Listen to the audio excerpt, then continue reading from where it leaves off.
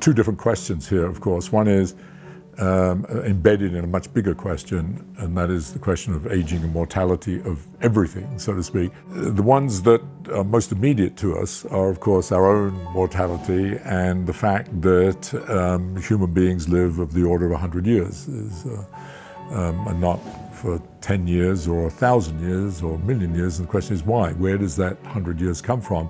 The other question, of course, is what about social institutions and their mortality, and in particular, why are all companies, pretty much anyway, destined to disappear? Contrary to that, almost all cities continue to grow. One of the things that's reassuring about companies is that people are thinking much bigger, I have a feeling, than they did, whether that will change things, and the role companies play. From the naive idea that companies are there just to make profits, to the idea that yes, they obviously need to make profits, but they also have a social responsibility. Of course, companies have changed dramatically, obviously.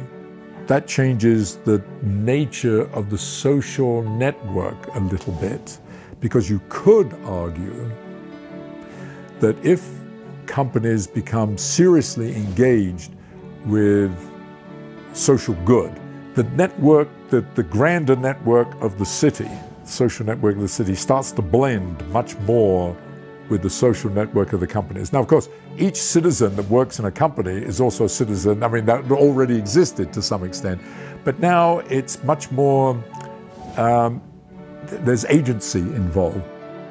So we've done quite a lot of work, but it's very much a work in progress on companies.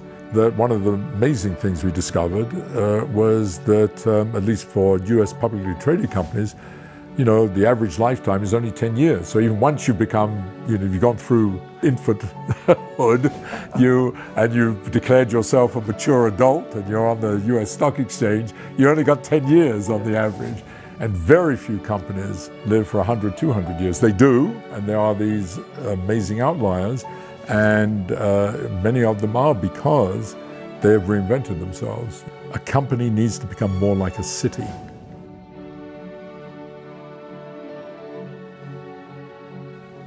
If the idea is to survive, if that's what you want to do, become more like a city, which means less top-down, because that's the great thing about a city. Everything goes. It has everything from the wealthiest people to the homeless, and they all contribute. Diversity is very important because diversity is part of the engine of creativity and reinvention. Now, the question is, how far can you go with that? I don't know the answer.